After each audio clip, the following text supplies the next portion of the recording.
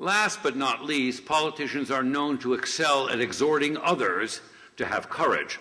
Rarely does their character as individuals match that rhetoric. Last April, our speaker demonstrated that his courage and character are not a mere function of belief, but inform what he does and who he is as a private citizen when no one is looking. He risked his life to rescue a neighbor from a burning building. In a poignant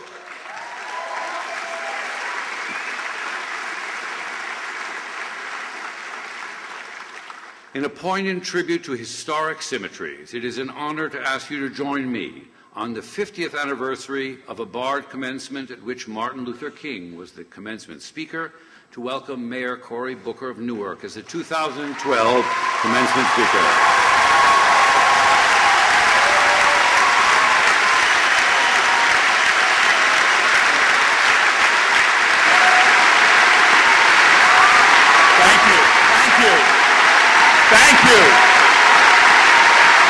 Thank you. All right, it's a long afternoon. Sit down, please. You're all trying to get me all misty before I've even begun speaking. Please forgive me if it sounds immodest, but I've got to a point in my life where I get a handful of commencement invitations every year during this season. But this commencement speech didn't even take me a moment. I didn't have to check my schedule to see if there was a conflict. I jumped at the opportunity to be here. This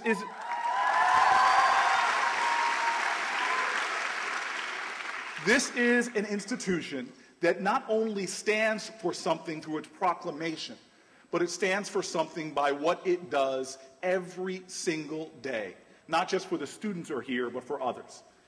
I believe in my heart, and I've said this publicly, that the slavery of the 1800s and before in America was a slavery of physical bondage, but that the slavery of today is a slavery of spiritual and intellectual bondage, where people are being cast into prisons of limited opportunities, chained and confined to small outcomes because they have not been given the opportunity to educate themselves, to have broad and ample pathways to empower their intellect and to bring it to bear in this world.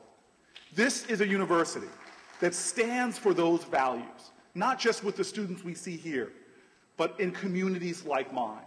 The fact that you all are present in Newark, in a city that for too long has been disregarded, disrespected, or just plain dissed, the fact that you all are there means so much to me, but even more than that, the fact that you all are the leading provider of education in our prisons, to me shows me that you recognize the worth and the value and the dignity of every individual, and that ultimately you are liberators.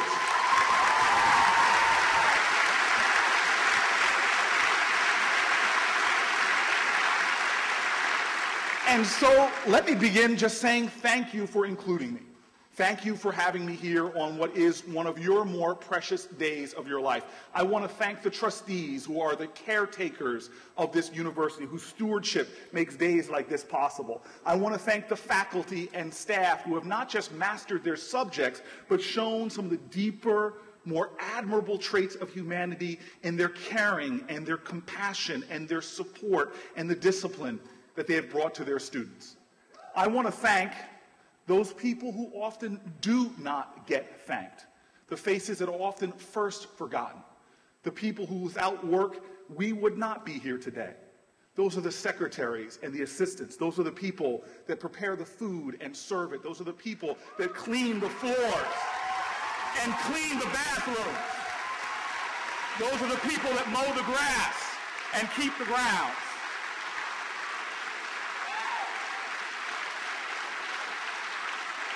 They too deserve our thanks, our love, and our gratitude. And now I want to thank the families. It is your love that made today possible, your care packages, your calls, often your checks. And before I turn my attention to the graduates, allow me to thank the families for being here, not acting and behaving like my family did during my graduations. You see, my parents and relatives, cousins, uncles, aunts, and grandparents used to pack tents like this, showing up 5, 6, 7 hours before, reserving half of the tent. If it was a ticketed event, almost ruining my political career with the famous Booker ticket counterfeiting controversy. And then throughout the whole procedure, they would scream and yell my name at the most inappropriate moments imaginable. When the father was praying for the graduates, they would scream my name. At one point, thank you. We must be related. And then after the graduation was one of my most painful yet favorite moments. It's when I was besieged upon by the sea of family that was there, and I would hear from my 8th grade graduation to law school the same jokes over and over again. And the same stories. The jokes would come like this. Somebody would sidle up to me, often my granddad, and he'd say, "You see, boy, the tassel is worth the hassle." I'd say, "Yes, granddad, yes." And then my family, always being the first to try to keep my feet on the ground, would open the program, flip through the pages, and say, "You see, boy, I don't see you here as a magna cum laude or a summa cum laude. I guess you would just thank you, Lordy, I'm out of here." But then would come the advice. And I tell you, I would hear stories again and again, but always at the core, what I now reflect upon, it was the same advice. They wanted me to remember who I was no matter what happened, understand and know, as one of my relatives put it, that the degree you hold was paid for, not by you, but by the sweat, tears, sacrifice, and even blood of ancestors that you don't even know. They wanted me to fulfill the one obligation, stay true to myself, to be who I say I am, to live life with a courageous authenticity. Now, my father and mother, they lived these lessons for me every single day and infused them on me. In fact, I tease my dad to this day that now that I'm reached my 40s, I said, "Dad, you got to stop. I've heard these stories now for 40 years, and I now see that the facts are changing every time you tell them. The stories are getting more dramatic and more difficult. I hear about your childhood, and if I ever say my dad was born poor, he'll heckle me and say, 'Boy, I wasn't poor. I was just po, P-O. I couldn't afford the other 2 letters. I don't know what you're talking about.'" And the stories in this small North Carolina town where he was born to a single mother, the weather just changed. First it was rain, then it was thunderstorms, then the hail period began. Hail the size of golf balls, eventually hail the size of small Cadillacs. And this Thanksgiving, I had to get into a fight with him and tell him, "Dad, I'm sorry, you were in the mountains of North Carolina. There's no way you could have experienced a tsunami in your town." And I have to tell you, though, my parents told me that same lesson for my graduations in so many ways. Artfully, they put it to me that, "Son, never forget that you are the result of a conspiracy of love that goes deep into your background, people whose names you do not know." Despite my father's exaggerations, that is the truth. He was born to a single mom who could not take care of him. His mother then had to have his grandmother take care of him. Then his grandmother couldn't take care of him. He was taken in by a town. I don't know the people's names from that small community, but they looked after him. They put a roof over his head. They put food on his table. And then when my father was able to get people encouraging him in school, it was time to go to college. He couldn't afford it and was just going to go work and not go to college. But people in that town whose names I do not know, that conspiracy of love, intervened with my dad, insisted that he apply to a small historically black college in North Carolina called North Carolina Central, and they said, "We will give you the money." My dad tells me about dollar bills being put in envelopes. They gave him the money to pay his first semester tuition until he could find a job. I do not know these people's names, but I owe them my very existence. But that conspiracy of love continued. Last year, I had the honor of being the 50th reunion graduation speaker for my mom at Fisk University. And the night before, there was a dinner, and she took me around table to table. This was her 50th reunion, and she stopped me and introduced me to people at the tables. Oh, this person led our student voter registration drives when it was dangerous to go out and register people to vote, remembering Goodwin, Cheney, and Schwerner. She would say, "This was the person who led our boycotts. This was the person who led our marches." It was almost like she was saying to me, boy, pay attention. You may not know these people's names, but they are part of that conspiracy of love that gave you life, They fought for you. They protested for you. They sweat and sacrificed for you. That conspiracy continued. My parents made it plain. They both graduated from college, ended up in Washington, D.C., at a time when blacks weren't being hired by many companies, but that conspiracy of love came together, black people and white people forming organizations like the Urban League, and suddenly my parents were the breakthrough generation. The first blacks hired by different companies. My father, one of the first blacks for Sinclair Oil, and one of the first blacks for a department store. And then the two of them became two of the first blacks hired in a new wave of African Americans working for this tech firm you guys might have heard of called IBM. And then the conspiracy continued to the town I grew up in. My parents in the late 60s, early 70s were looking for homes for their kids up in New Jersey, and they couldn't find any in white neighborhoods because real estate agents wouldn't show black families homes in white neighborhoods. But this conspiracy of love, people coming together through an organization called the Fair Housing Council, names I do not know, worked with my parents that when they went to a house and were told it was sold, they sent a white couple out behind them, Mr. and Mrs. Brown, but they were not brown, they were white, and the house would still be for sale. My parents finally found a home they loved. They were told it was sold. The Browns, when it was still for sale, they made a bid on the home. On the day of the closing, instead of the Browns showing up, my father showed up with a lawyer whose name I do not know, but I owe him so much. They marched into this real estate agent's office and said, "You are in violation of New Jersey Fair Housing Council law." And before you knew it, the real estate agent stood up, didn't even finish listening to them, and punched my father's lawyer in the face and sigged a dog on my dad. Now, the size of the dog is up for some debate. My father insists it was Cujo. My mom will whisper to me and say, it was just Toto, Cory, it was just Toto. But literally months later, after a big court case, we moved into a small town in New Jersey, into a home that I grew up in. As my father would affectionately call us, the 4 raisins in a tub of vanilla ice cream. And that town was nurturing soil for me. I grew up strong and proud, and my parents would always tug at me when they saw me as a senior high school football All-American, when they saw me on the Honor Society. My dad would always tease me, "Boy, don't you walk around here like you hit a triple. You were born on third base, boy."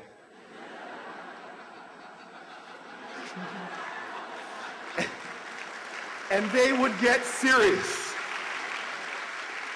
And they would get serious. They would want me to understand that I drink deeply from wells of freedom and liberty that I did not dig. I eat lavishly from banquet tables prepared for me by my ancestor. I sit under the shade of trees that were planted and cultivated and cared for by those who I will never know. They wanted me to fulfill my obligation that came with all of these abundant blessings. Yes, you worked hard. Yes, you struggled. Yes, you made sacrifice. Yes, you were disciplined, but never forget that your very DNA contains the components of that conspiracy, that you are love. You are not your stress. You are not your worry. You are not your fears. You're not your anxieties. You are not your circumstances. You are love. And so I did what my parents challenged me to do. I lived life as if I could not fail and embrace life in that way. And I decided I would move to Newark, New Jersey, a town with many great neighborhoods. But I wanted to follow the calling of the great American poet Chris Rock, who said, "Why is it the most violent street in every city is named for the man who stood for nonviolence?" And I moved on to a section of Martin Luther King Boulevard that was very troubled in the mid-90s. And I'll never forget, as I got there with my youthful arrogance, a Yale law student, and somebody told me, "If you're going to do community organizing, you need to find the tenant president in this neighborhood." And I tell you, I've had many great professors in my life, but I knocked on the door of this woman and then met one of my greatest life professors who lived the spirit of my family. She opened the door, and I immediately saw this short, older woman looking at me and saying, "Who are you?" And I'm Cory Booker, ma'am. I felt like John Wayne riding into town. And I said, "Well, little Philly, I'm Cory Booker. I live across the street. I'm a Yale law student, and I'm here to help you." And she said, "Do you want to help me?" And I said, "Yeah." And she said, "Okay, you want to help me?" She almost looked sympathetic. She closed the door, and she said, "Follow me." And She walks down 5 flights of stairs. I follow her through the courtyard into the middle of Martin Luther King Boulevard. Cars going by back and forth. And she says to me, "You need to tell me what you see around you." And I go, "What do you mean?" She goes, "Describe what you see." And I said, "Sure." I said, "I see an abandoned building used for drugs. I see graffiti." I just described the neighborhood. And the more I talked, the more disappointed she looked. And then finally, when I stopped, she says, "I'm sorry, you can't help me." She started walking away, and I chased after this woman, and I stopped her on the side of the street, and I said, "What are you talking about?" And she turns around, looks me hard in the eye. She was shorter than me, but I tell you, at that moment, I felt like she was looking down on me, and she said, "You need to understand something, boy, that the world you see outside of you will always be a reflection of what you have inside of you. And if you're one of those people who only sees problems and darkness and despair, that's all there's ever going to be. But if you're one of those people who stubbornly, every time you open your eyes, you see faith, hope, opportunity, love, if you see the face of God, then you can be one of those folks who comes up here and helps me." And she walked away, leaving me on the side of the street.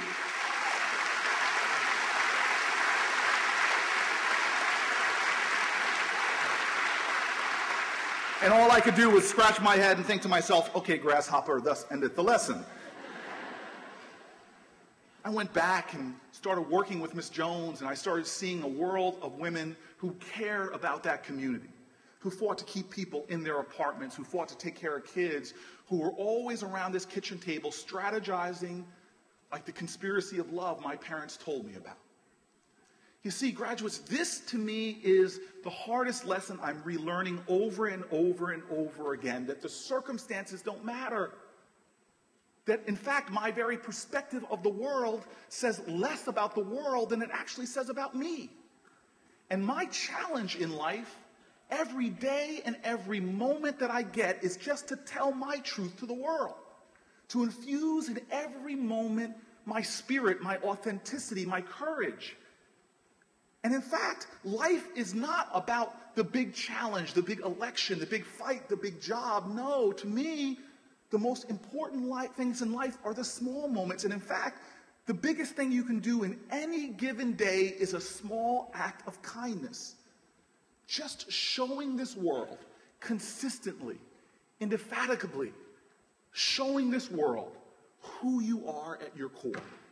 Now, I have a funny example of this, and I hope you won't laugh at me too much, but when I was 19, I was traveling from Newark Airport to San Francisco Airport, flying back to college, and I was 19 years old. I get on a plane. It was packed. Every seat was taken, and I sit down in a row, and there was nobody taken. Now, you have to understand, please look at me if you can, and just close your eyes now and envision a college football player. See me as the chiseled man I was back then.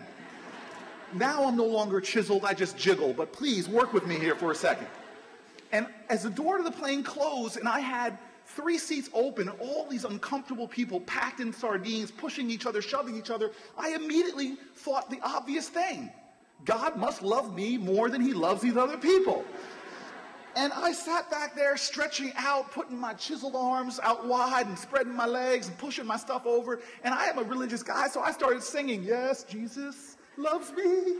And before I could go on with my next verse, the door to the plane opens up and the cabin fills with these cacophonous screams as if somebody's being murdered outside the plane. Everybody stopped what they were doing, shot their eyes. What beast could be coming through that door to the plane? And in walks this woman with a little boy and a baby.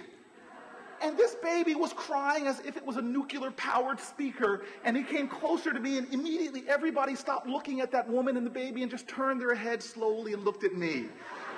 And everybody on that plane was thinking the same thing, "You smug little man." She comes to sit to me, and she says, I'm sitting there, and I'm like, oh my God, here's this woman and her woofer and tweeter, oh my gosh. And she sits down next to me, and immediately I thought, this is going to be the worst flight of my life. But that was me surrendering to circumstance, not owning the most important decision we all have to make in every minute of our life. Will we accept things as they are or take responsibility for changing them? And suddenly I had an evolved thought, and I said, you know what? I'm going to be present in this moment. I'm going to infuse my truth here, and I'm going to make this the best flight I can have. And before you knew it, I started talking to the woman, and as soon as I pulled myself out of my drama, I saw that she was embarrassed, that everybody was staring at her, and I tried to make her feel at ease. I started making faces at the baby that paralyzed some of my face muscles, and then we took off, and now we're having a good time. She's relaxed. I'm playing tic-tac-toe with the little boy, and then I proceed to tell him every single joke I had appropriate for a 7th grader. Why did Tigger and Eeyore have their heads in the toilet? Because they were looking for poo. That's why I'm in politics.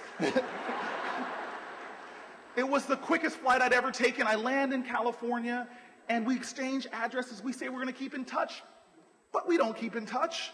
5 years pass, 10 years pass, 15 years pass, and now I'm in one of the most difficult periods of my life. I was running for mayor. I was in a street fight, and I was discouraged on this particular day, and I opened the mail, and there was this letter saying that, from a woman saying, "You may not remember me, but I met you on the first flight I ever had with my kids. I thought it was going to be horrible, but you made it so good. Your kindness I will never forget." She went on to say that they were in Newark. Her family was in Newark, owned a factory in the city. The little boy I was brutalizing with my jokes was now a young man who became one of my best campaign volunteers. They employed lots of Newarkers and invited me to talk to them, and then they did something that politicians love. They wrote me campaign contributions. This is the truth of who we must be. We must tell this world our truth on our journey. Because it's not about the journey.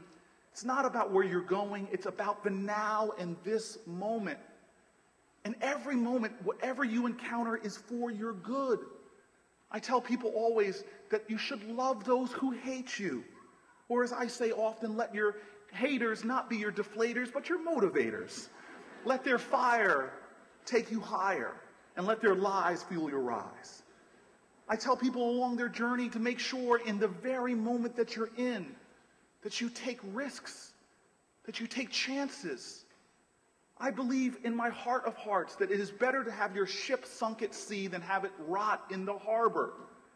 I tell people on their journey to please make sure in the present moment to take on the more difficult challenges. In life, you don't get everything you pay for, as Frederick Douglass reminds us, but you must pay for everything that you get. I tell people on their journey to make sure in the present moment, in the now, make sure that you live your love because you will not have that moment again. I conclude with another elderly woman. And she happened to be my first person I ever represented as a client. And she embodied that lesson from my parents so well that I'd like to end with her note.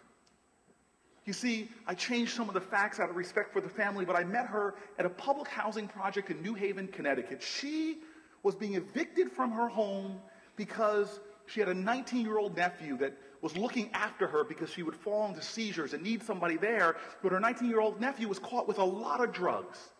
And the housing authority had a very draconian law that if one person's caught with drugs in the family, they move to evict everyone. Well, I listened to this and I was upset. I left her little apartment and I ran back to drove back to my legal center and sat with my supervising attorney and I said, "We're going to fight this injustice. I'm so upset by this." And my supervising attorney looked at me patiently and said, "You need to understand something, Cory. You are a lawyer now. You don't represent your own agenda for justice. You represent that woman. And if you force her to fight this, I've seen these cases. You might have a 10 or 15% chance. And if you force her to fight and she loses, you'll go home so upset. But she will not have a home to go to at all. You need to go get her, take her back here, and explain to her her rights, and let her choose for herself." And I did just that. I picked her up, drove her back to the legal center, sat in a conference room, which was for what was one of the longest hours of my life. And all this woman could do was cry during that time. My elder, this woman of dignity, all she could do was cry and say over and over again, "Why are they doing this to me? I've done nothing wrong. Why are they doing this to me?" And then all of a sudden, at the end of that hour, something miraculous happened. And I believe in miracles. I really do. Emerson said, "That only which we have within can we see without. If we see no angels, it's because we harbor none." And here this woman manifested to me a miracle in a simple question. She curled inside of herself and she stopped me from speaking just by that motion. And she opened her eyes and she said to me, "Just tell me one thing." And I said, "Yes." She goes, "If I decide to fight this case, will it help other people?" And I looked at her and I said, I told you, ma'am, I said, we only have about a 10 or 15% chance of winning a case like this. My supervising attorney has seen them before. But yes, I guess if we win the case, yes, it will help because we'll have a precedent. And before I could go on, she just heard that word yes, and she curled inside of her body again. This woman took her frail fingers and curled them into fists, opened her eyes, looking like a woman of a new spirit, slammed her fists on the table, pushed back, and she stood up. And she looked at me hard and she said, 10 or 15% is enough for me. We will fight. And in that moment, I saw her truth. I saw her heroic hope. I saw her defiant dignity. I saw her love. She was greater than her fears. She was greater than her worries, her doubts. She was greater than her circumstances. She was light. She strode out of that room with a regality in her spirit, and I just watched her go. I turned to my supervising attorney. We just stared at each other for about 5 minutes, so I realized I had to give the woman a ride home, so I ran after her and put her in my car. I worked for 3 days and 3 nights on this case. I woke up one day getting ready to go back to the library, and I get a call from my supervising attorney, and they said, "Cory, you need to stop for a second." I go, "No, come on, I got to hurry." "No, stop." I said, "What?" And I said, "I have some really bad news for you." I go, "What?" She goes, "Well, last night your client, your very first client, had a heart attack and died." And I remember slamming down the phone, feeling my eyes filled with tears and rage. I began to want to cuss like a sailor, and then suddenly I realized my arrogance. You see, I thought God had put the great Cory Booker there for my poor client. But there's purpose in everything. God had put this great woman there for the poor me. That at the very beginning of my career, months before my last graduation, she demonstrated to me what fundamentally is the most important force in the universe. The Greeks called it agape. The Hebrews call it chesed. As a poor Baptist from Newark, New Jersey, we just call it love. This, to me, is the calling that my parents gave me, to be who I am, not the world around me. I wasn't born to fit in. We were all born to stand out. Be who you are. You're not born to accept what is. You're born to infuse your change. And as King said, change will never roll in from the wheels of inevitability. It must be carried in on the backs of authentic spirits of love. This is the calling of my graduations. I tell you, my parents would swirl around me with other family members. And I don't mean to be down for the graduates, but as I stand here 20 years since my last graduation, some of those family members that were there from 8th grade to college, to graduate school, to law school, some of them are not here anymore. My future wife, she'll never get to meet my grandfather. My kids will never get to meet my grandfather, but they will know him. They will know his love. They will know his spirit. Embrace those people today and let them know that you will go out into this world understanding that your very makeup is composed by that conspiracy of love of which they were a critical part. Go out there and swear to this world your oath, not with your words, but with what you do, not with your hand over your heart, but with your hand outstretched to a world that desperately needs your hand, your help, your insights, your creativity, your honor, your courage. It needs you. And on this idea of an oath, I conclude with what my parents would read me as a boy. Nights before I would go to bed, they would read me stories and poetry, and this one means the most to me. It simply reads this: "Oh, let America be America again. The land that never has been yet, but yet must be the land where everyone is free. the poor man, the Indian, the Negro, me. Who made America? Whose sweat and blood, whose faith and pain, whose hand at the foundry, whose plow in the rain must make our mighty dream live again. Oh yes, I say it plain, America never was America to me, but I swear this oath, America will be. As Langston Hughes has called you, as your families has called you, as this institution has called you, now it is your turn to go unto this world, swearing your oath, telling your truth, living your love, and with that courage, day to day, hour to hour, moment to moment, second to second, with that truth you will join a chorus of conviction of your peers. With that truth you will join together, and you may be the generation that makes this nation live up to the promises spoken by our children in classrooms in Newark, that we will be the nation with liberty and justice for all. Thank you.